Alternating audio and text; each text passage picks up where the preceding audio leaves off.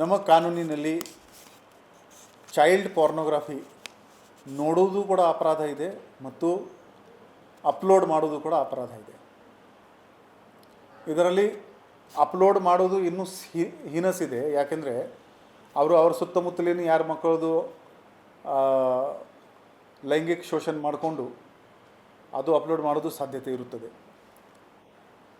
ಈ ಎಲ್ಲ child ಪಾರ್ನೋಗ್ರಫಿ upload ಯಾರು ಮಾಡ್ತಾರೆ ಅದು ಎಲ್ಲ social media companies IP address ತೊಗೊಂಡು ನಮ್ಮದು Indian cyber crime coordination centre ಏನಿದೆ ಅವರಿಗೆ ಮಾಹಿತಿ ನೀಡ್ತಾರೆ.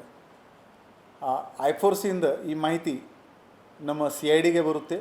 CIDಯಿಂದ ನಮ್ಮ ಬೆಳಗಾವಿ ಸೈಬರ್ ಪೊಲೀಸ್ ಸ್ಟೇಷನ್ಗೆ ಬಂದಿದೆ. ಮೇ ತಿಂಗಳಲ್ಲಿ ನಮಗೆ ಒಂದು ಮಾಹಿತಿ ಬಂದು ಒಂದು IP ಅಡ್ರೆಸ್ ಸಿಕ್ಕಿದೆ. ಈ ಮನುಷ್ಯ ಬೆಳಗಾವಿದವನು, ಇವನು 3 ಚೈಲ್ಡ್ ಪಾರ್ನೋಗ್ರಫಿದು ವಿಡಿಯೋ ಅಪ್ಲೋಡ್ ಮಾಡಿದ್ದ.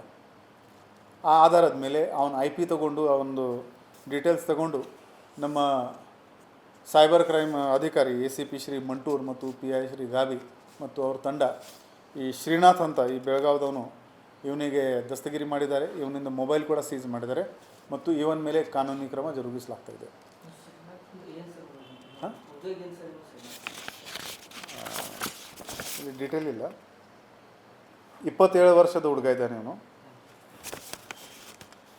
ಮತ್ತೊಮ್ಮೆ ನಾವು ಸಾರ್ವಜನಿಕರಿಗೆ ಒಂದು ಎಚ್ಚರಿಕೆ ನೀಡ್ತಾ ಇದ್ದೀವಿ. ಚೈಲ್ಡ್ ಪಾರ್ನೋಗ್ರಫಿ ನೋಡೋದು ಕೂಡ ಅಪರಾಧ ಇದೆ. ಅಪ್ಲೋಡ್ ಮಾಡೋದು ಇನ್ನೂ ಹೀನಸ್ ಅಪರಾಧ ಇದೆ. ಅಪ್ಲೋಡ್ ಮಾಡಿದರೆ ಖಂಡಿತವಾಗಿ ಒಂದಿನ ಅರ್ಧ 2ನೇ ದಿನ ಪೊಲೀಸ್ ನಿಮ್ಮ ದಾರಿಯಲ್ಲಿ ಬರ್ತಾರೆ. ಅದು ಈಗ ತನಿಖೆಯಲ್ಲಿ ನಡ್ತಾ ಇದೆ. ಅವನ ಹೇಳಿಕೆಯಲ್ಲಿ ನನಗೆ ಬೇರೆ ಕಡೆ ಬಂತು, ನಾನು ಅಪ್ಲೋಡ್ ಮಾಡಿದ್ದೀನಿ ಅಂತ.